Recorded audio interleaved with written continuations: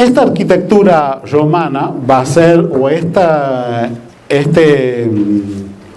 la concreción arquitectónica de estos nuevos programas va a ser posible gracias a la utilización de sistemas estructurales propios de el romano, que si bien no son creados de los romanos porque el arco ya venía de los etruscos, y dada esta parte de la cosmovisión romana del pragmatismo, de tomar o de asimilar elementos ya probados por culturas anteriores, va a hacer uso del arco que le va a permitir salvar grandes luces sin apoyos intermedios, que era el problema de la arquitectura griega, que utilizaba el sistema trilítico y donde la luz de apoyo entre columna y columna estaba determinada por la resistencia a la flexión de los materiales. En cambio, con el arco se puede salvar mayor distancia entre apoyos.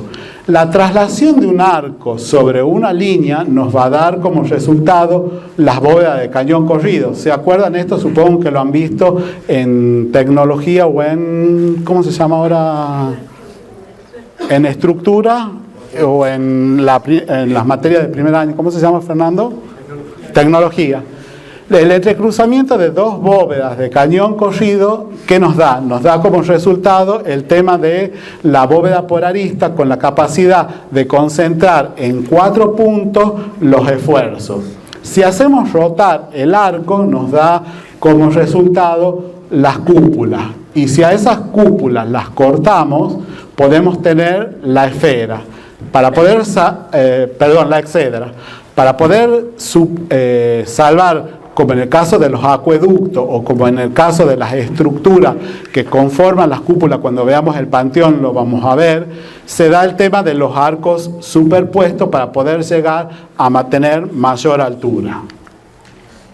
Es decir, estas bóvedas de cañón corrido se construían de manera con unas cimbras de madera donde se hacían fajones de ladrillo, y entre esos fajones de ladrillo se rellenaba con un hormigón empobrecido, lo que daba una estructura monolítica. Fíjense acá en la entrada de una de las bóvedas de las termas de Caracalla, o si no, las bóvedas por aristas, donde cada uno de los nervios estaba constituido por elementos de ladrillo y los plementos estaban rellenos con este hormigón empobrecido, como son en este caso en las termas de Diocleciano o en el aula magna del mercado de Trajano. Como vemos, estos sistemas estructurales nos permiten cubrir a veces luces de 25 metros por 75 metros, repitiendo estas bóvedas por aristas que se van repitiendo una a la par de la otra, donde los empujes se van contrarrestando y solamente tenemos empujes verticales y un pequeño empuje horizontal que va a ser absorbido por contrafuertes o muros que se encuentran del otro lado de la estructura. Y la creación de estas cúpulas que nos van a permitir tener, como en el caso del Panteón, un espacio interior de casi 43 metros de diámetro, o en el caso de las termas de Diocleciano, donde la cúpula va a estar constituida por un elemento portante que van a ser estos casetones, luego arcos de descarga, una capa exterior de hormigón que se va a revestir con placas de plomo para hacer un sistema de impermeabilización, que lo vamos a ver bien cuando veamos el tema del Panteón. Otro de los tipos que tienen ustedes es el teatro romano. Este teatro romano va a diferir del teatro griego. ¿Cómo era el teatro griego? Ustedes han visto con la arquitecta Rossi hace un rato los teatros en la Grecia clásica. Eran edificios que tenían una relación íntima con el paisaje, es decir, se apoyaban sobre la ladera, se elegía el sitio adecuado para crear, porque se necesitaba esta pendiente para poder hacer la cavea, tenía la orquesta y la escena, y luego el teatro tenía una función semi-religiosa, ¿se acuerdan? Y de ahí surgen dos tipos de creaciones que eran la comedia y la tragedia. ¿Les ha hablado de eso el arquitecto Rossi? ¿No? Bueno. Y finalmente la escena, que era, digamos, donde aparecían estos actores con una adaptación natural al sitio. Sin embargo, en Roma cambia esto, porque Roma era mucho más práctico y el teatro pasa a ser, en vez de estar ubicado en relación íntima con el paisaje, va a estar ubicado en la ciudad. Por lo tanto, no vamos a tener elementos que lo contengan o la naturaleza que los contengan. Por lo tanto, va a tener que tener una estructura de sostén o una estructura, un sistema estructural que le pueda dar presencia por sí solo y no depender de la naturaleza. Van a ser teatros que van a tener una forma semicircular perfecta, con la cavea y con elementos de circulación entre cavea. La escena va a ser una escena sellada, va a estar el escenario y acá la orquesta y acá la escena completamente sellada. De tal manera que el muro de la escena va a llegar hasta la última parte de las graderías de las caveas. Por lo tanto, va a delimitar un espacio completamente sellado. Y va a tener más que una función religiosa, va a tener una función política, porque se van a difundir las ideas políticas, pero también va a servir para tener entretenido a esta gran masa de ciudadanos que vivía en Roma o que vivía en las ciudades romanas dentro de lo que era el Imperio Romano. Entonces, vamos a tener una disposición inclinada de las gradas, una estructuración radial de estas bóvedas troncocónicas que van a sostener esta gradería y una superposición de arcos para poder ir dándole la inclinación a la estructura de asientos de la gradería.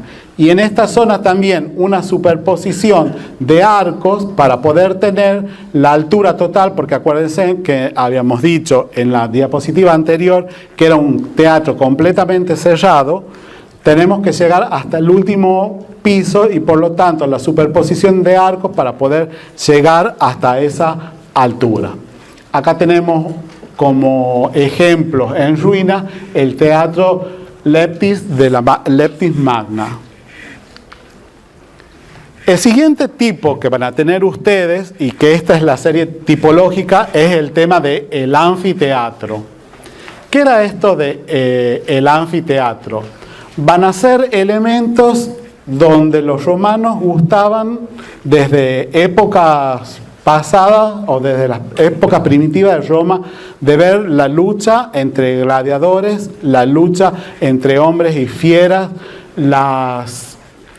los diferentes tipos de batallas que se podían realizar. Entonces van a ser edificios que van a contener gran cantidad de público y donde van a estar compuestos por una arena, una cavea y las diferentes entradas a ese elemento. Todos los anfiteatros van a ser iguales. El anfiteatro sale ¿de dónde?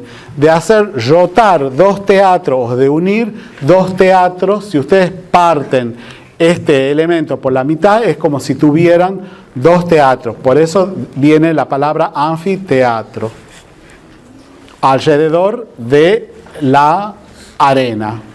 Entonces, dentro de la serie tipológica van a tener el anfiteatro Flavio en Roma, que es el Coliseo, el anfiteatro de Itálica en Sevilla, el anfiteatro de Verona y el anfiteatro de Gem en Túnez.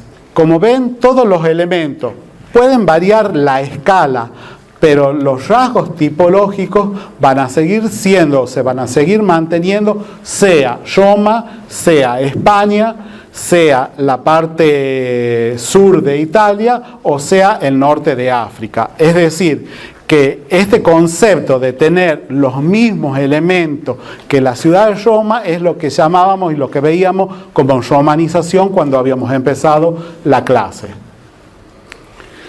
Como ejemplo vamos a desarrollar lo que es el Coliseo Romano o el Anfiteatro Flavio. Se construye por los emperadores de la dinastía Flavia hacia el año 80 después de Cristo. Va a ser una arena de forma constitutiva casi oval por tramos de círculo, con un sistema complejo de ir trazándolo, sobre las cuales se van a ir distribuyendo en forma anular la grada o la cavea, y en forma radial la estructura resistente de esa grada o de esa cavea inclinada, y las estructuras que van a dar acceso a los diferentes pisos a través de estos llamados vomitorios, que van a ser las salidas a la cavea desde los pasillos anulares de circulación, con una estructura, como hemos dicho, radial de soporte. Entonces, esto sería, esta parte que vemos acá, la planta total. Las plantas del tercer piso, las plantas del segundo piso y las plantas de los primeros pisos, de cómo se van superponiendo las diferentes estructuras radiales con estas bóvedas troncocónicas que tenemos en estos elementos. Entonces, el anfiteatro va a ser un volumen autárquico, va a tener esta forma oval, va a tener una composición axial, es decir, dos ejes que se entrecruzan con un centro en el medio, una gradería inclinada, que es la cavea, donde se va a ver también la organización social, ya que el emperador se va a ubicar en el palco destinado al emperador y a los senadores sobre el eje menor. Frente al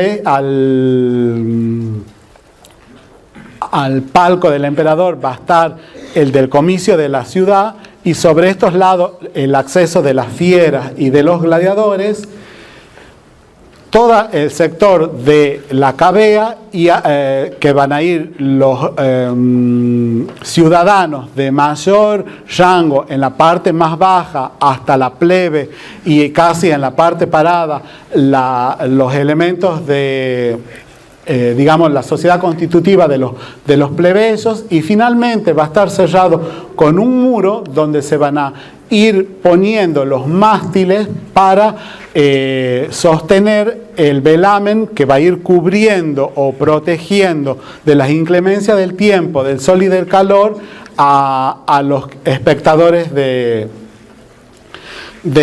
Coliseo.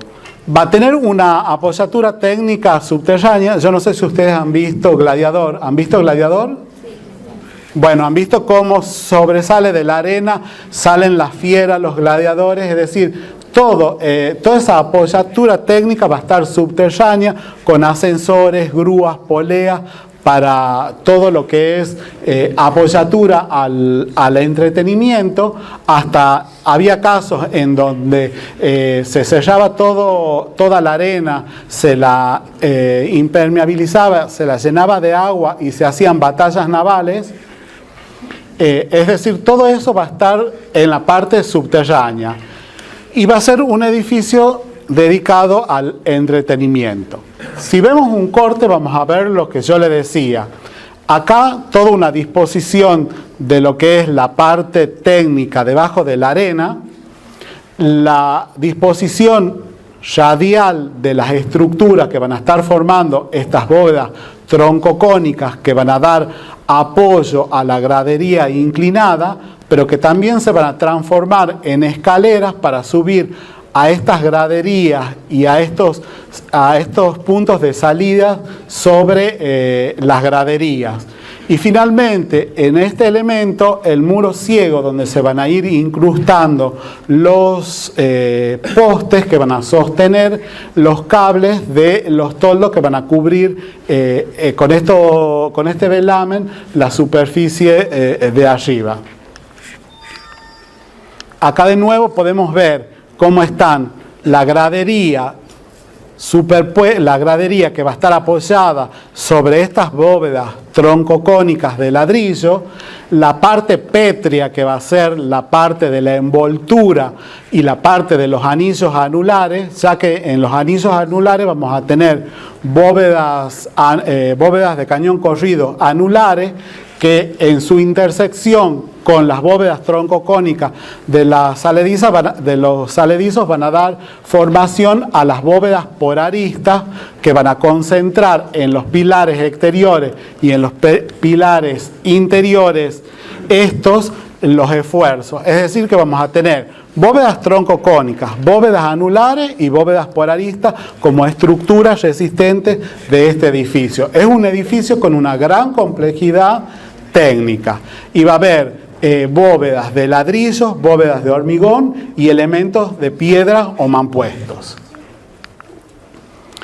Pero estos edificios, como un volumen autárquico, en Grecia los griegos no tenían problema porque eran casi todos edificios de un solo piso.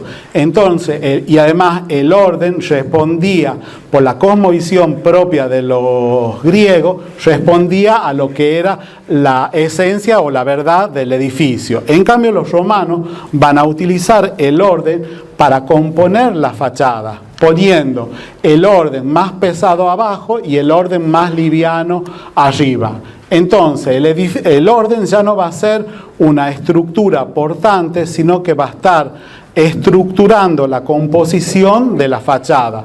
Se va a utilizar al orden como una expresión arquitectónica del edificio y no como una esencia estructural del edificio, porque la estructura es una estructura ladrillera o una estructura de piedra que va a estar detrás de lo que es el orden, y el orden va a estar superpuesto a esa estructura, adosada en 2/3 de su superficie. Es decir, y vamos a tener el orden, ¿cómo se llama el orden griego? Vamos a tener el orden toscano, jónico, corintio y finalmente pilastras compuestas en las zonas de los muros, y acá vemos todos estos elementos que vemos acá es donde se incrustaban los postes que sostenían el velamen, es decir, estos postes se incrustaban en esas ménsulas y a través de cables que se anclaban en el piso, en la parte exterior, servían de apoyo a ese toldo para cubrir la estructura de la arena. Para que ustedes se den una idea, esa es una proporción entre lo que es la Plaza Independencia de Tucumán y lo que es el Coliseo Romano a escala. Es decir, que son edificios de una gran monumentalidad, con casi una capacidad para 45.000 espectadores que podían, en caso de urgencia, desalojar todo el anfiteatro tan solo en 5 minutos. La entrada a estos edificios estaba dado por una especie de moneda con el friso o el grabado de la cara del emperador Flavio. Vamos a ver entonces cómo es la generación.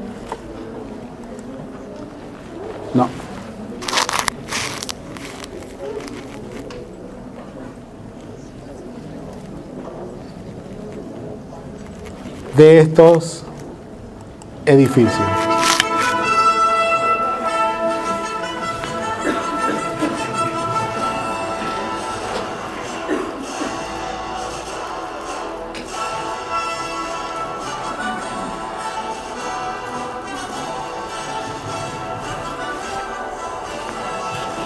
Acá vemos las bóvedas troncocónicas, los pilares y la superposición de estos corredores anulares y cómo van formando la gradería hasta llegar al último piso, que es donde se ubicaba la plebe.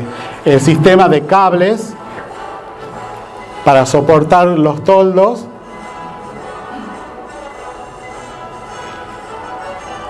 el sistema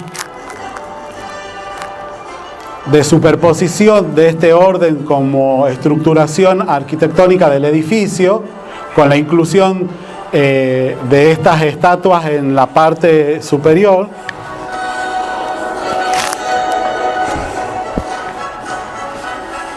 Cómo llegaba el agua para poder llenar la arena y hacer estas batallas navales.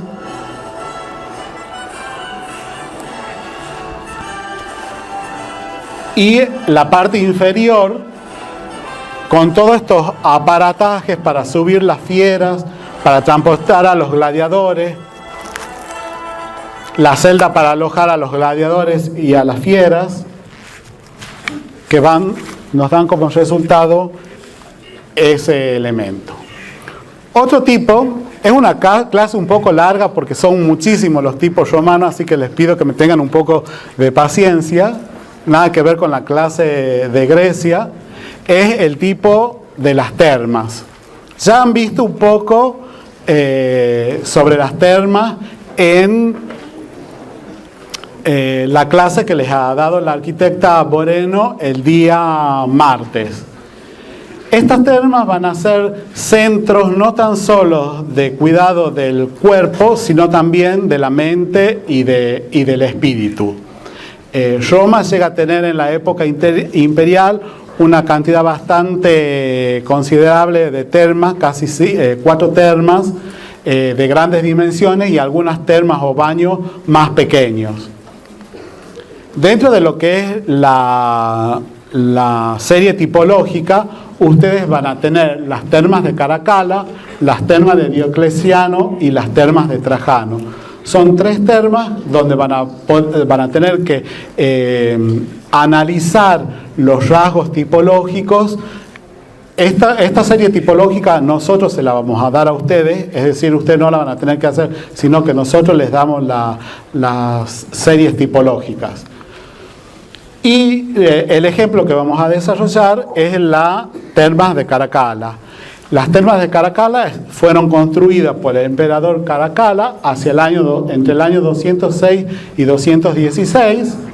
Están en Roma, muy cerca del Coliseo, y va a estar compuesto ¿por qué elementos?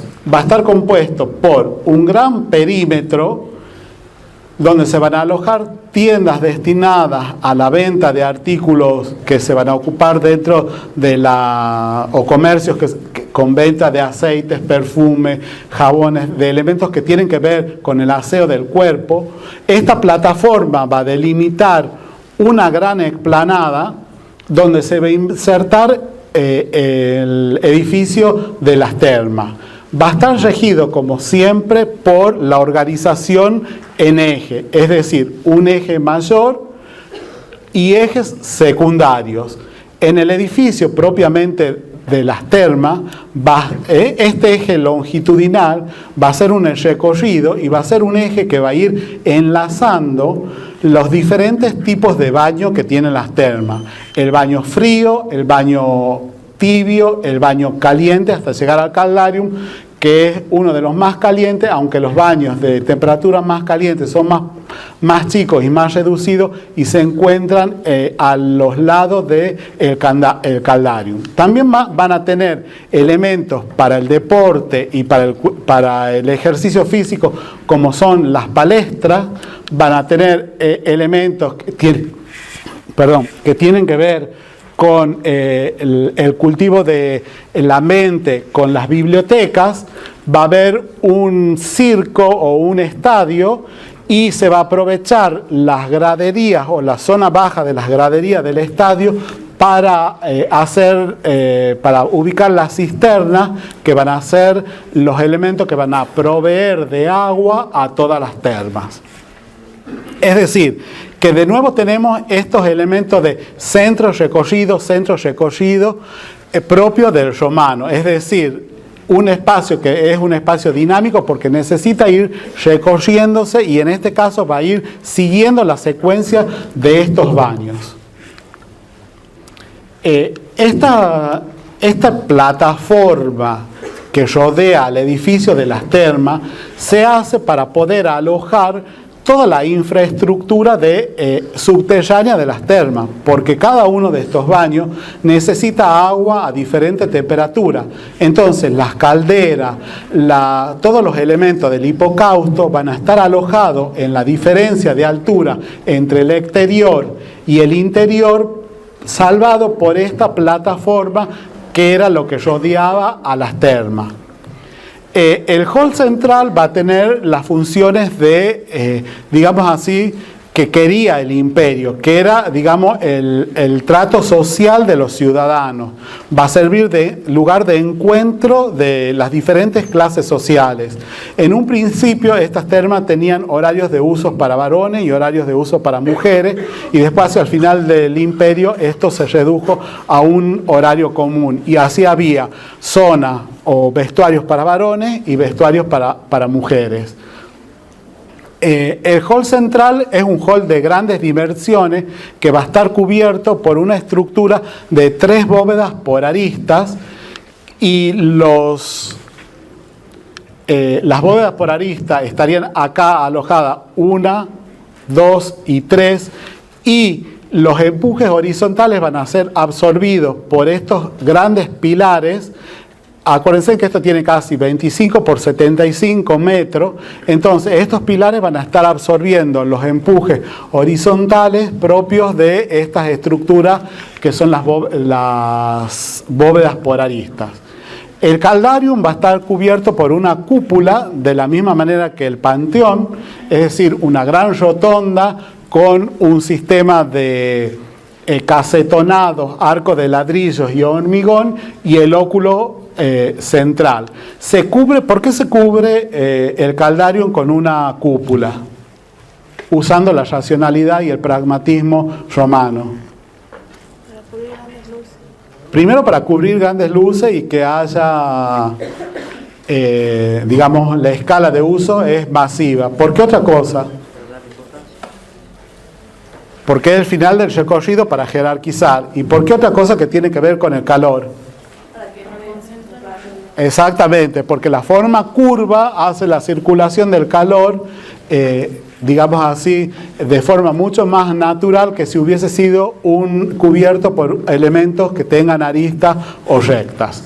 Es decir, ahí estamos viendo lo que es el pragmatismo romano.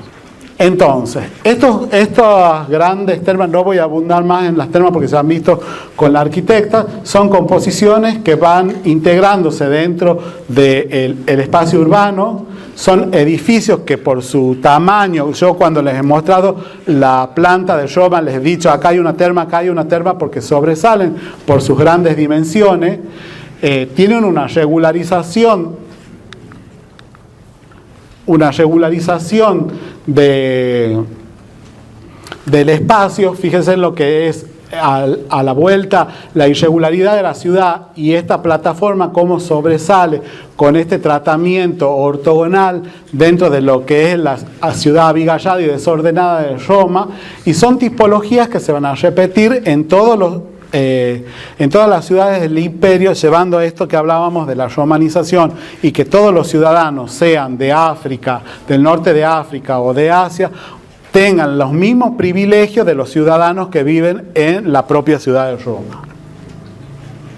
Es decir, van a ser edificios que tienen una composición axial a partir de los diferentes tipos de baños. Es decir, que hay un eje húmedo que va a ir uniendo el natatio, el frigidarium, el hall central, el tepidarium, que es los baños tibios, y el caldarium, que es los baños más calientes. Pero también va a haber un eje seco que va a unir el hall central con las palestras. Tiene un zócalo muy complejo de servicios que es el hipocausto, donde se van a alojar todos los elementos para calentar y distribuir el agua a los distintos baños, y va a ser una función de recreo tanto del cuerpo como de la mente. Esta tipología del hall central perdura hasta nuestros días, y muchas de las estaciones de ferrocarril resuelven su hall de acceso con esta tipología de bóvedas de cañón corrido y de bóvedas por arista. Esta es la fotografía de Retiro, en Buenos Aires. Y vamos a ver, esto de tener que ir cambiando porque cómo se generan estas termas. Esta gran rotonda que es el Caldarium, con las piletas más chicas hacia los costados, iluminadas por estos ventanales, la pileta central, el tepidarium, el hall central cubierto por estas tres bóvedas por aristas que concentran en esos grandes pilares el frigidarium o natation, que es la piscina de agua fría a cielo abierto.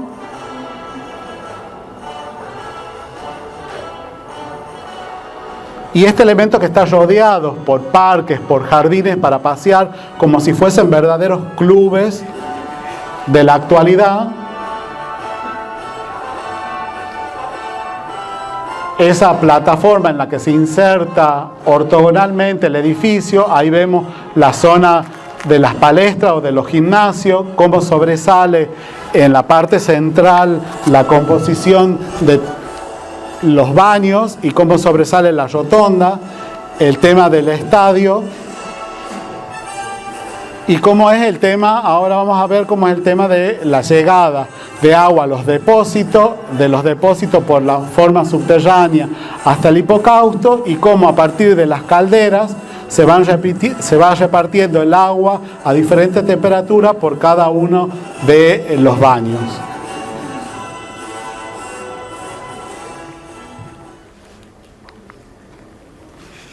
Bueno, ahora vamos a ver un poco el tema de las viviendas romanas.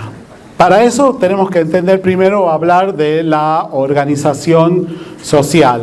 La organización social va a estar dada por ciudadanos, plebeyos y esclavos durante la República, siendo los ciudadanos aquellos patricios que nacen de padres romanos o que tienen algún antepasado en común. Los plebeyos van a ser la clase comerciante de la ciudad y los esclavos van a ser los esclavos que se toman en las guerras de conquista del imperio. Dentro de las viviendas va a haber dos tipologías de vivienda: las viviendas colectivas, que podían ser insulares o tabernae, y las viviendas individuales, que van a ser los domus. Dentro de las viviendas colectivas, estas insulares van a ser viviendas muy precarias que tienen una superposición en altura alrededor de un patio central o de un que vendría a ser como un atrio y donde se van a ir superponiendo, donde no hay un uso específico de cada uno de los lugares, donde hay un gran hacinamiento, donde hay problemas de colapso de las estructuras, porque eran estructuras a veces madereras con ladrillo y donde la vida no era muy segura y agradable. Las tabernae van a ser viviendas dedicadas a trabajadores y artesanos, donde se tenía el taller en planta baja con un pequeño comercio que podía dar a la calle, y en la parte superior una vivienda muy precaria. Y lo que sí vamos a desarrollar en más detenidamente van a ser las domus romanas, que son estas viviendas individuales o unifamiliares, que dentro de la serie tipológica ustedes van a tener la casa Livia, la casa Pansa, la casa del Fauno y la casa del Beti. La casa Pansa, la casa del Fauno y la casa del Beti están en Pompeya. Y en realidad las cuatro viviendas son viviendas pompeyanas, porque a las domus se desarrollan mucho en ciudades que tienen espacio para poder desarrollarse longitudinalmente, porque son viviendas que ocupan casi una ínsula dentro de la ciudad. En Roma, como es una ciudad amigallada y muy compacta, estas viviendas solo en la zona periurbana se podían desarrollar. Esta vivienda va a tener mucho que ver con el sistema familiar o la organización familiar del romano. La familia romana era una familia patriarcal. ¿Qué significaba esto de la familia patriarcal? Era una familia que estaba a cargo de un pater familia. El pater familia vendría a ser como el emperador dentro de la ciudad. Era la persona que tenía todos los derechos sobre la familia, podía decidir con quién se casaban sus hijos, descendía de un antepasado común y tenía a su cargo la clientela. La clientela era una clase social que eran personas que estaban a cargo de este pater familia. El pater familia les daba la posibilidad de alojarse en la casa, de darle protección y darle trabajo, y la clientela estaba obligada a protegerlo. La autoridad del padre, como hemos dicho, es completa, y la situación de la mujer era mucho mejor que en Grecia. En Grecia la mujer casi no contaba, en cambio en Roma sí tiene un papel importante porque se va a dedicar al cuidado de los hijos, al cuidado de la casa, y también va a poder participar dentro de algunos actos cívicos con su esposo. Y lo más importante es tal vez el tema de la religión, porque los romanos tenían dos tipos de religiones: una religión pública, que la vamos a ver cuando analicemos el templo griego, y una religión doméstica que se llevaba en las casas, o se ejercía en las casas, donde el pater familia actuaba como sacerdote familiar y donde se reverenciaban a las vestas, que eran las protectoras del fuego del hogar, a los lares y a los penates, que eran los dioses de los antepasados. La casa va a ser compuesta, como todo elemento arquitectónico romano, siguiendo un eje, con ejes transversales o secundarios, y va a haber una sucesión de patios. En algunos casos va a haber dos atrium, un peristilo y un sictus, que es un jardín posterior. En este caso, que es el caso de las capiteles, el atrio y el peristilo, el atrio y el sictus, perdón. Pero en el caso de la casa Pansa vamos a tener que, digamos así, como la decantación o el tipo más perfecto. Está construida en el año 79 después de Cristo en Pompeya. Está organizada en base a un eje longitudinal y a ejes transversales que van a ir marcando esto de nuevo de recorrido, centro, recorrido, centro, recorrido. Va a haber una sucesión de estos tres patios, el atrio, el peristilo y el jardín posterior, que van a ir organizando estos espacios que van a servir para asoleamiento y ventilación de las habitaciones, donde el atrio va a tener una función pública o una función donde el pater de familia va a recibir a la gente, es decir, va a ser la parte social de la casa. Luego viene sobre el eje el tablinum, que es la habitación propiamente dicha del pater familia. Va a seguir el peristilo, que va a ser un patio ajardinado con equipamiento y que va a estar al cargo de las mujeres. El oecus, que también va a ser una especie de comedor de verano y donde va a recibir también el pater familia a toda la familia. Y el jardín posterior, es decir, los principales espacios de la casa van a estar sobre ese eje compositivo. A la vuelta del atrium y en forma radioconcéntrica se van a ubicar las cubículas y los alae. Las cubículas van a ser los dormitorios. El alae no tenía una función específica. Y va a haber las fauces van a ser el pasadizo o la unión entre el atrio y el peristilo. La zona de la cocina va a estar en la parte posterior, casi en relación directa con el comedor de verano. Y rodeando a esta vivienda va a haber comercios que dan al exterior, pero también van a estar las casas de las clientelas, que eran esta familia que vivía bajo la protección del pater familia. Es decir, que la vivienda se transforma en una unidad familiar y en una unidad autosuficiente. ¿A qué les hace recordar esta vivienda? ¿Han cursado Historia 1?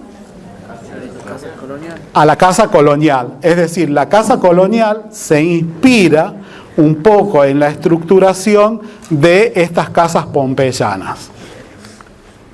En una perspectiva vamos a ver cómo estos elementos, como son el atrio, el peristilo y el oecu, van a servir como pulmones dentro de la estructuración de la casa. Y las casas de mayor prestigio van a tener 2 plantas en la zona del atrio y una sola planta en la zona posterior al atrio.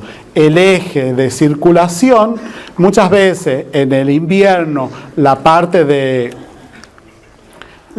del tablinum se sellaba para que no haya corriente de aire y tener todo este elemento sellado. Según Vitruvio, que era un arquitecto que teorizó sobre la arquitectura, había 5 tipos de atrios, siendo los más importantes el atrio toscano, que va a ser un atrio que no tiene columnas, sino que se va a dar el sostén del techo por el entrecruzamiento de viga, el atrio tetrástilo, que va a ser el atrio con 4 columnas sosteniendo el entrecruzamiento de las vigas que forman el impluvium y abajo el compluvium. El impluvium y el compluvium son elementos donde este elemento sirve para la ventilación y la aeración, y para que caiga el agua de lluvia que estaba en este sector, era recogida en este sector y era transportada a las cisternas de la casa para aprovechamiento del agua de lluvia. En la zona del atrio se abría el tablinum, que el atrio era la zona más decorada de la casa, era la zona social que tenía mosaicos, frescos, pinturas que daban la posición social de los dueños de la casa, y se encontraba lo que era el lalarium, o este altar familiar de culto doméstico, donde el pater familia realizaba las levisiones, que eran el derrame de leche y vino, y como ofrenda a los lares y penates, que eran los dioses familiares.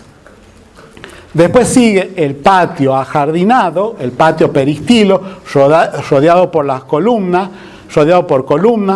estaba bajo las órdenes de la mujer, tenían, como ustedes ven, equipamientos, fuentes, había estatuas, podía tener vegetación, es decir, era un patio mucho más familiar que el atrio, y donde alrededor de él se desarrollaba la vida propiamente de la familia. Acá una referencia a lo que es el atrio el patio de la casa histórica, el primer patio de la casa histórica, como este hecho ajardinado y con equipamiento dentro de la vivienda colonial.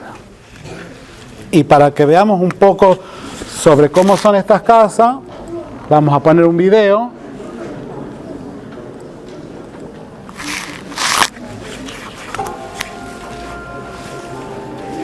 Nos queda el templo romano y terminamos.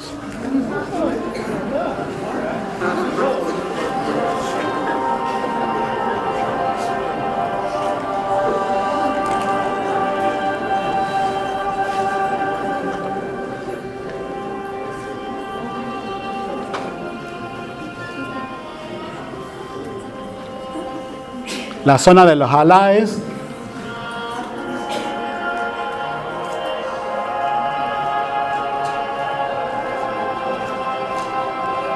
Este es uno de los dormitorios.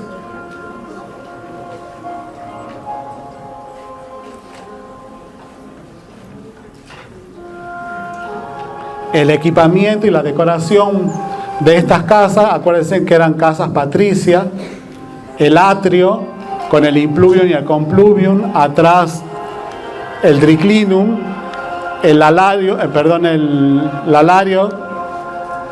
el altar para los antepasados de la familia. La zona del triclinium donde residía el pater familia.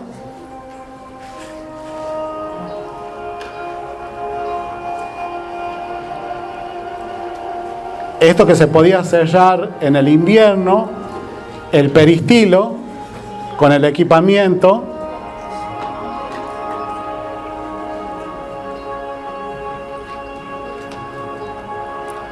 Y el triclinium, que era el comedor.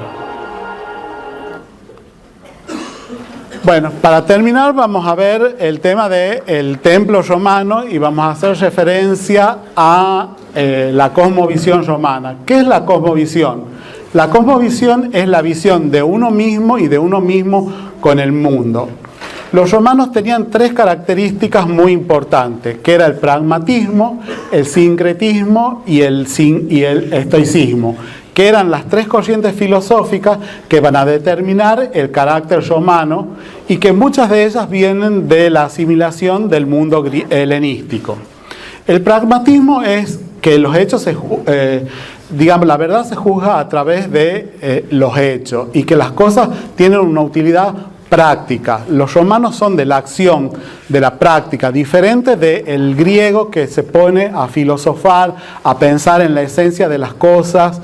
Los grandes filósofos son filósofos griegos, es decir, es un carácter mucho más aguerrido, mucho más de la acción.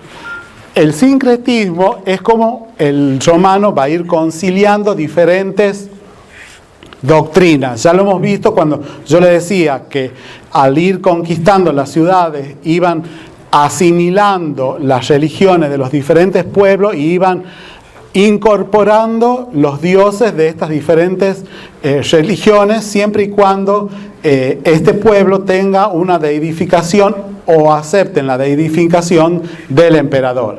Y finalmente el estoicismo, que va a estar relacionado con la disciplina, con el sometimiento a un orden natural conforme a un plan divino. El templo griego, como ustedes han visto con la arquitecta Rossi, es un templo que, si bien tiene una geometría perfecta como templo, el agrupamiento o el llegar a ese templo va a tener una secuencia para ir descubriéndolo al templo o ir viéndolo desde diferentes puntos de vista. Uno recién lo termina de conocer cuando llega a la plataforma donde se realizaba el sacrificio acá. Entonces subía por estos elementos rampantes mientras iba teniendo diferentes visiones, luego seguía por acá y daba acá, entonces tenía toda la visión de este templo. Era una arquitectura de volúmenes que estaba en íntima relación con el paisaje y estaba separado por un área sagrada, que era el temenos, que estaba separado de la ciudad. Ese es el caso de el Partenón y el caso del santuario de Apolo en Delfos. En cambio, en el templo romano, cuya serie tipológica es esta, ustedes van a tener como ejemplo el Panteón, el templo de Vestas para ver dos templos circulares, el templo de Fortuna Virili y el templo de Trajano para ver los templos de planta rectangular. El templo romano va a ser un templo esencialmente urbano, es decir, que va a estar inserto en la trama de la ciudad, va a estar ubicado en el foro. Por lo general, cuando hemos visto el foro de Trajano, hemos visto que el final del eje terminaba en el templo del divino Trajano. El exterior urbano va a ser una plaza regular aporticada, va a tener esto de la fachada como elemento que da hacia esa plaza y que me marca francamente el acceso al templo, no como el griego que va rodeándolo para ir descubriendo, sino que hay un frente muy marcado que me indica el acceso al templo. Hay una visión frontal del edificio, va a estar sobreelevado sobre un podio con escalinata y la cela va a ser sellada con un pórtico con columnas exentas en la parte frontal. Este es el templo del divino Trajano en el Foro Trajano. Es decir, el templo va a tener esta plaza porticada que le va a dar regularidad en el espacio exterior, lo va a separar del exterior urbano totalmente irregular, las escalinatas de entrada, elementos como pueden ser pórticos que me van a encauzar la visión, la cela cerrada y esta anteposición de este pórtico con columnas exentas. Este es el caso, por ejemplo, del templo de la Fortuna Virilis, donde tenemos los muros exteriores cerrados, está elevado sobre un podio con estas escalinatas, el pórtico principal con las columnas exentas y la visión frontal que coincide con el eje de circulación del conjunto del templo. Los muros exteriores van a estar sellados, solamente este pórtico va a ser el pórtico que se antepone a la cela, elevado sobre el podio y con una visión frontal del templo. El ejemplo que ustedes tienen para desarrollar, que va a ser en el práctico 2, es el Panteón.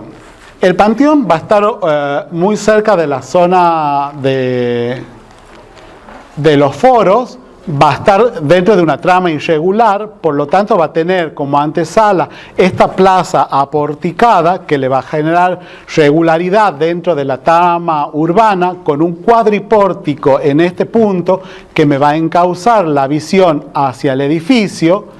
En la rotonda se va a anteponer este pórtico con columnas exentas y donde hay una composición axial del conjunto que va a ir uniendo las diferentes partes.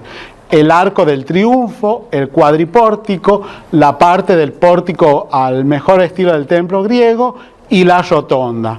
Siempre va a haber ejes secundarios que me van a ir marcando centros con esta composición de centro recorrido, que es típico de la arquitectura romana. El ritmo en esta plaza porticada va a ser un ritmo constante, dando jerarquía a esta fachada, que es la que va a sobresalir y que es la fachada propia del Panteón, con estas columnas, como vamos a ir viendo en las próximas imágenes.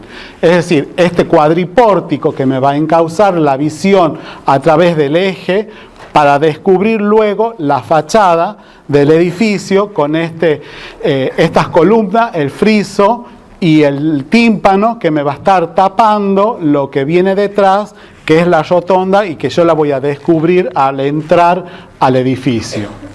La planta del Panteón es una planta donde un rectángulo se va a superponer a un círculo, a una gran rotonda. El eje viene por acá. Fíjense cómo este elemento va a sobresalir. ¿Y por qué va a sobresalir? Porque va a ser el nicho dedicado al emperador. Entonces, eso tiene que ver con el tema de la deidificación del emperador. El emperador va a estar ¿dónde? En la culminación de ese eje de circulación. Y ese nicho va a tener una jerarquía diferente a los otros nichos, porque el Panteón, la función es alojar. ¿Qué significa la palabra pan? ¿Alguien sabe? Todos. Panteón es un templo para todos los dioses. Es decir, es un templo dedicado a alojar todos los dioses que van sumándose con las conquistas de los romanos. En corte va a describir una esfera de 43 metros de diámetro, para que ustedes se den una idea. La caja popular de ahorro llegaría a esa altura. Imagínense lo que son los 43 metros de altura del espacio interior, y donde la estructura va a estar resuelta en base a una cúpula donde los casetones va a ser el encofrado perdido de la serie de arcos de superposición, de arcos de descarga que va a tener asentados sobre esos casetones. Estos casetones son autoportantes, es decir, que no necesitaban una cimbra que tenga, porque imagínense, para hacer una cimbra de 43 metros de diámetro se iban a tener que talar todos los bosques de Roma, más o menos. Entonces se inventan un sistema de un encofrado autoportante sobre el cual iban construyendo anillo por anillo hasta culminarlo en el óculo. Y estos casetones actuaban como encofrados perdidos de arcos de ladrillo en sentido de meridianos y arcos de ladrillo en sentido anular, como se ven en esta figura. Y antecediendo a esa rotonda, el pórtico de acceso, como es un pórtico de octástilos con 8 columnas, al mejor estilo de los templos griegos. Y lo que yo les decía recién, el tema de el nicho del emperador jerarquizado, porque sobre esta friso que vendría a estar a esta altura, el único nicho que sobresale y que rompe el friso es ese nicho que está sobre el eje y que es el nicho del emperador. Todos los demás nichos llegan hasta la altura de la cornisa. En cambio, la cornisa se interrumpe y se forma este arco para jerarquizar ese nicho que es el nicho del emperador.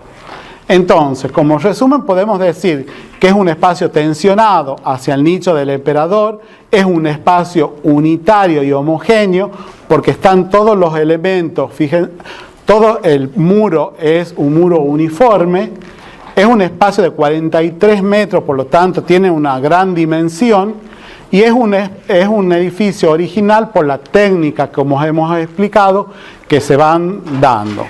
El último video.